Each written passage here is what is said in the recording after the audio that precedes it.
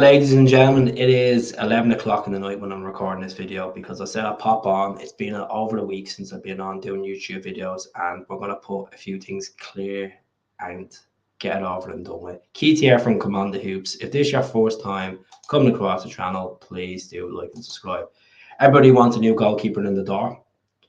The transfer window is open in Scotland between domestic teams, trading, low moves, selling, whatever we want to say. But regards to the proper transfer window, it doesn't open until the 1st of July. Now, there's a lot of reports going around today. I'm not going to lie, on one of them channels, on one of them pages that put up earlier on that Celtic have agreed a fee for DOMINIK LIVAKOVIC, the Croatian #1 from Fenerbahce. I was excited and work. I was buzzing to come home and do a video. And you know what? I held off on this, which I'm glad I held off on this because I wanted to put, a bit of clarity to this. And tonight, around 9 o'clock UK and Irish time, that a reliable Croatian journalist, sports journalist, put it out straight that an agent that's close to DOMINIK LIVAKOVIC has brushed down these rumours. There's been not a single contact between DOMINIK LIVAKOVIC, Celtic Football Club, and Fenerbahce. The report that was going around the street from Turkish outlets that Celtic agreed 7.6 million for the Croatian #1. So I'll give you a breakdown about DOMINIK LIVAKOVIC. I've done so many videos on this guy over the last year before he went from Dinamo Zagreb to Fenerbahce. 6'2", 29 years of age. His contract with Fenerbahce is not up until the summer 28. Transfer market of 11 million. The reason why is because he helped Croatia get third place finish in the last World Cup in Qatar. Penalty shootouts, he was unbelievable. He should have actually got the Golden Glove in the last World Cup instead of Martinez, to be honest with you. He played 7 games, the same as Martinez. He had more save rate, the number of 73% compared to Martinez, 42%. He was unbelievable in the World Cup for Croatia, and they got the bronze medal from it. But this is a guy I have been really favoured about over the last 2 years. I remember watching him in the World Cup. I was like, oh, geez, I love Celtic got someone like him in goal to replace Joe Hart one day. And with these rumours not being true, it was a bit of a kick in the teeth because we are an ambitious club. There's money in the bank. I would like us to see us go for a keeper like this. This is a guy that has been capped for this country 65 times. Last season, even with the Euro stats in here, he's played 50 games, 21 clean sheets, Champions League experience in there, Europa League experience, Conference League experience in there. Like, this is a guy, it's a no-brainer for me to go out and actually break the bank. At the same time, I was thinking earlier on, it's like 7.6 million for a goalkeeper. Are Celtic actually going to break the bank in this, or is this just rumours? So for fans out there, old school fans that don't believe this clickbait stuff, that don't believe these articles that just say, when it's done, Keith, it's done.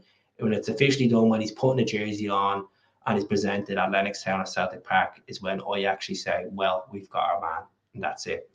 Unfortunately, it's a job for us. We have to talk about it. We have to talk about what we're looking at. We're looking at obviously the Racket. We were looking at the likes of Carlson as well from Sparta Prague. We've been linked to a host of keepers. I don't know what's going to happen with Benjamin Seacrest. There's been reports that he had a term in his contract that he could leave Celtic after 2 years. If he's on his way out, let him go. Let him go and pursue his love story like Carl Starfelt done with Jacinta when he went to Celta Vigo. Let him go. No player is bigger than the club at this moment, the crop of players in that squad. I admit that. So, regards to it's been a stumbling block with him with Genk. Sky Sports reported last week that it was a fee up to 4 million quid for a South Korean striker. He hasn't played since January. It was against Kilmarnock. And this is a guy, we tapped into the Cave League, hasn't worked out for us. And Adamida came in the door, took his place as the second choice striker and scored vital goals for us. The whole situation with Adamida is Norwich has a new manager. He's going to look at my pre-season. He's quick. We all know his attributes of Adamida, 23 years of age. And it's a guy that we want to get in the door. So I wouldn't rule out the Adamida deal until the window's officially closed. The window hasn't even officially opened yet. So we shouldn't be stressing about strikers and goalkeepers just yet. Plenty of time to go. We're going to be linked with A and B. Every single name is going to be thrown at Celtic. At the end of the day, 90% of these people that we talk about don't come to Celtic. Paulo Bernardo, I think the ship has sailed with this. Been locked talks for the last 3.5 weeks in regards to getting him on a permanent deal. Originally reported around Christmas that was a 6 million deal. Celtic want to put the valuation down to 3.5 million to 4 million with the add-ons. There's been a sudden buck with the wages this week. Give the guy what he wants. Give the guy 20 plus grand and let him come in the door. He's in his early 20s. If we're going to wheel players to Celtic and want to play Champions League football, you have to give them a decent deal as well. You need to stop being so stingy when it comes to wages. We have over 60 million in the bank, and I'm sure Celtic will make more money over the summer. If Jeremy Frimpong leaves Bayern Leverkusen, goes for over 40 million, we're going to be looking at between 14 to 16 million of an incentive sell-on clause there as well. 30% sell-on clause, which is madness, absolute madness. So regards to Sead Hakšabanović, have a bit of more concrete news on him, to be honest with you. Swedish outlet have reported that Celtic and Malmo are in locked talks at the moment of the sale of Sead Hakšabanović. 25 years of age, played 23 games in the English Championship last season. And this is a guy who I just absolutely do not like. Do not like his attitude, his post about on Instagram when he was dropped. It's just absolutely appalling. If he doesn't want to play for the shirt, let the guy go off. Let him go off. At the end of the day, he's played 42 games for Celtic, 5 goals, 4 assists.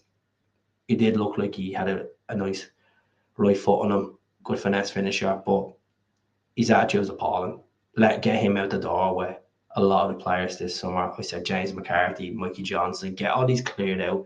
You know, Cole Bashy. I'd actually get rid of Stephen Welch as well. I'd send him off. I think we need to get a better defender. I'd rather Scott McKenna than Stephen Welch, to be honest. Stephen Welch has not been capped for Scotland much, has he?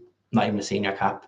Well, we have Scott McKenna there that has Champions League experience, Premier League experience. Let's use our heads on this, folks. As much as people say, oh, I don't want Scott McKenna, I don't think he's good enough, I don't think he's this. I think people are being so picky because they have this Champions League mentality that we can wheel all these players in. Folks, we're playing in a league where it's not the most attractive league in the world. Yes, we have an attractive stadium. We have a phenomenal fan base. We have money in the bank, but it's the wages that's the problem with getting these players over the line. It's the wages. And Celtic, you know, they tend to sign players between 15 grand to 20 grand. That's their kind of wage budget regards to getting players in. So if we can get this guys in that can do a job, regards to LIVAKOVIC, he's reportedly on 54 grand a week at Fenerbahce. I don't know if we're going to pay 54 grand a week to a number one of Croatia, where he's enjoying and playing. And if they do get a new keeper in, he will be looking to get out the door from Fenerbahce. But as I said, time will come. We'll see what happens in regards to these goalkeepers, regards to defenders, strikers. We need to clear it out before we start bringing people in as well, folks. At the end of the day, cutting down that wage bill means that we can open up and put salary of 2 players in for one good, decent player. So I'm going to put it there, right, folks? Let me know how you feel. Speak to you all soon.